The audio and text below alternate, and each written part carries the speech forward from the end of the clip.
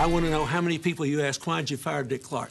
I want to know how many people you asked about this. Did you ever watch Fox News Sunday, sir? I don't believe you asked them that. We asked plenty of questions. You didn't ask that, did you? Tell about the truth, the USS Chris. Cole? Tell the truth, Chris. When a reporter goes one-on-one with a powerful politician, the interview can get heated. Mr. Vice President, you set the rules for this talk here. I didn't mean to step on your line there, but you insisted that this be live, and you know that we have a limited amount of time. That's why I want to get my share in here on something other than what you want to talk about. And when an aggressive interview becomes personal, viewers may see that as a sign the reporter is biased. I don't want to be argumentative, Mr. Vice President. You do, Dan. No, this is not a great night because I want to talk about why I want to be president. To some degree, it is our job, but we're supposed to be adversaries. An adversarial relationship is not the same as a combative or a hostile relationship. But we should always be questioning. America depends on an unbiased free press to stay informed. But a 2006 Gallup poll shows that only 1/3 of the public believes the news media offer a product which is balanced between a liberal and conservative point of view. Well, in general terms, bias exists in all media at all times. The poll, conducted in September of 2006, shows 44% of those surveyed believe the news media to be too liberal, while 19% say they're too conservative. 33% believe the media are just about right in their presentation.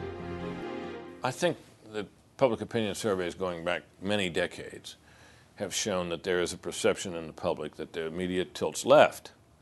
I think it is by and large a correct perception. Why is that? In part, the notion of a liberal tilt can be traced back to the 1960s. America's domestic routine was shattered by demonstrations for social change. Civil rights, the Vietnam War protest, the feminist movement were causes that sent citizens out into the streets. The news media were associated with what many saw as a liberal social agenda. Everybody wanted to tell stories that reveal something about the way power worked in America. Reporters question authority. Yes, we all have that in common. But sometimes being a journalist can bring with it a mindset that has been labeled as liberal. Most journalists, I think, are pro-abortion rights. Most journalists are opposed to the death penalty. Most journalists think that more gun regulation rather than less is a good idea.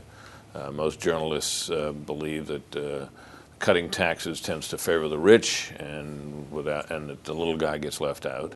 Conservative America has been around since there was an America. The Goldwater campaign in '64 lit them up. Ronald Reagan lit them up. Rush Limbaugh gave them someone to listen to for 3 hours a day. And now there is much more media tailored to that audience.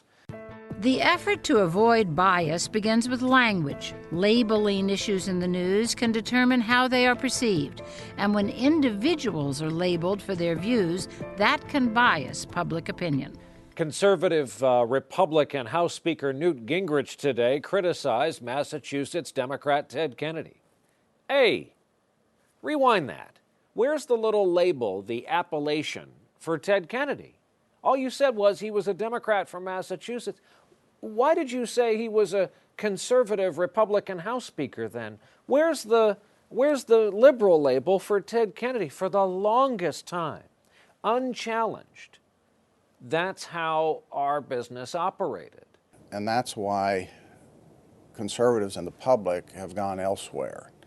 Because, let's face it, people want to see their views represented in the media.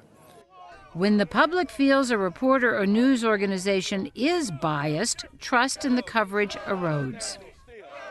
Well, Dan, let's be careful here because you're yes, sir, I want you to be careful, Mr. Vice President, because I will be careful. Dan Rather is an aggressive reporter who was often accused of having a liberal bias.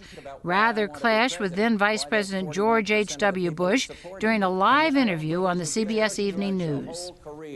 It's not fair to judge my whole career by a rehash on Iran. How would you like it if I judged your career by those 7 minutes when you walked off the set in New York? Well, now, would you like that? Mr. I have Vice respect President, for you, but I don't have respect for what you're doing here tonight. Everybody wants to point a finger, everyone wants to blame somebody else. But as you come into a situation, you have to deal with your preconceptions, your prejudices, your desire to tell a story that fits an idea that may have come from you or from your news editor or your managing editor or your news director in broadcast. You did Fox's bidding on this show.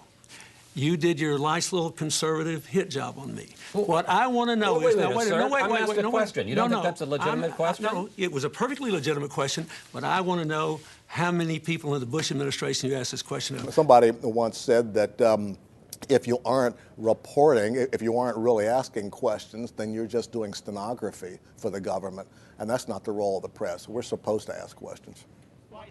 The press asks questions on behalf of the public, so you, the news consumer, have a key role to play in rejecting bias in the marketplace.